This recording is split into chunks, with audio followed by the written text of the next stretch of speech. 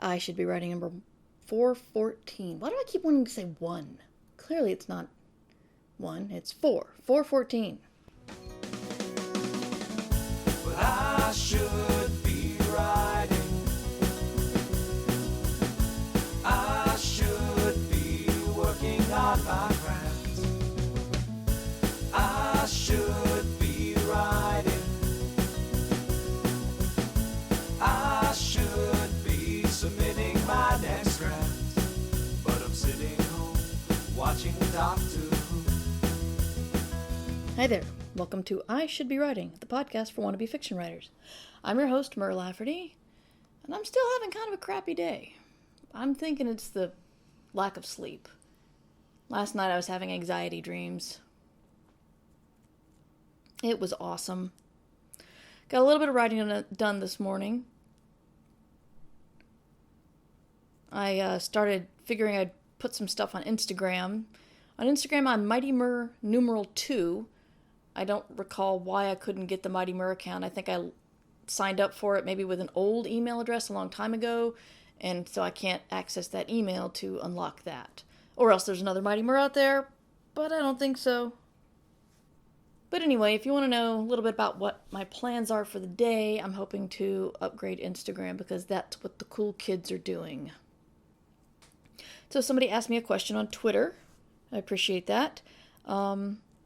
I don't have Twitter open in front of me, and so I'd forget who, so I apologize. But newbie advice on getting an agent or any funny agent stories. Well, I have several funny agent stories because I'm on my 5th agent. The first advice I have to tell you is that no one will follow, but I still have to say it. And that is, don't sign with an agent just because they're interested in you. Try to think of it like a romantic relationship. Yeah, when you're a teenager and you're desperate for a date and somebody asks you out, you want to say yes. Just because, teenager, lonely, all that stuff. But when you get older, you know that you shouldn't just go out with anybody because they have interest in you. And the same goes for agenting. I went with an agent that I didn't really feel good about, but nobody else was interested in me at the time, and then he ended up ignoring me. So I fired him after months of being ignored.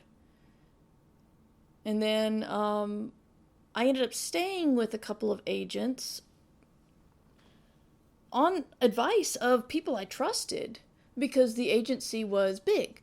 None of the agents I was with were criminals. None of them were trying to hurt authors. I just didn't gel. Either they didn't like my stuff, or they couldn't sell my stuff, or I didn't like the fact that they didn't like my stuff. My last comment to my last agent was, are you interested? She wanted me to rewrite the Heaven series again because she thought she could sell it. And if you followed me for any amount of time, you know I've rewritten that thing so many freaking times I can't look at it anymore. I can't touch it. I can't fix it. I had a little bit of a hiccup, tried to stop recording and then started recording again, only I didn't start recording again. I just talked to myself. And now I have to figure out what I was talking about. So I was saying that I've rewritten the Heaven series many times, and I'm not interested in ever looking at it again. And I finally had to ask this agent, are you interested in anything I'm writing right now? And she said no. So we parted ways. You want to look for somebody who represents the kind of stuff you write. Go look for books that are similar to what you want to write, and look for their agent in the acknowledgments section. And then look that agent up online. Find if they're taking solicitations. Find out if they're looking for something specific. Agents appreciate it when you've done your homework and haven't, just been sending out a huge CC list of all the agents in New York City and surrounding metropolitan areas and saying, check out my book. What not to do includes stalking them, following them into bathrooms or restaurants at conventions, pitching to them when they haven't asked for it. I mean, like in person. I know this sounds like common sense, but it needs to be said. They're people, so you treat them like they're people. When you engage with them online, when you engage with them in person, just talk to them like they're people. If you're interested in the same things, then talk about those things. Here's a little clue. My agent, Jennifer Udden, is a complete nut about ice hockey. She loves ice hockey. Oh my God.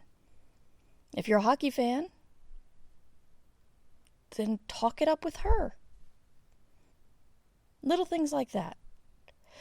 Some people don't need to be friends with their agents, and I admire their business acumen because that's a good business decision. But for me, writing is an incredibly vulnerable thing, and I need to have an agent I feel comfortable being vulnerable around. So liking my agent is very important to me. And so I'm very happy I'm with an agent that I like.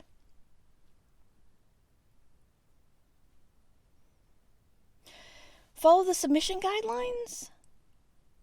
A lot of people like to try to stand out or think that their book's so amazing that the guidelines don't apply to them, but more often than not, you're just going to stand out as the person who thought they were too good for the rules, and you're going to have a strike against you to start out with.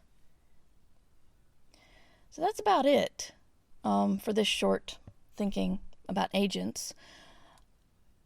I've covered agents several times in previous podcasts, so I encourage you to go check those out.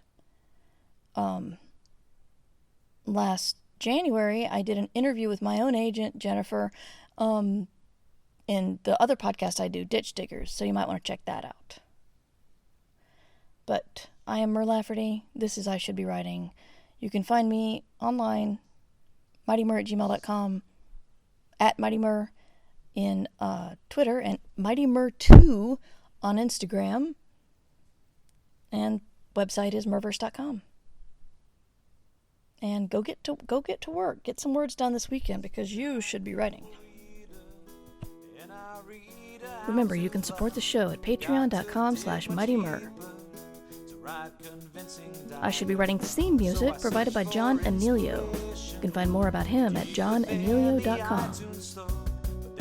This podcast is distributed under a Creative Commons Attribution Share-alike license.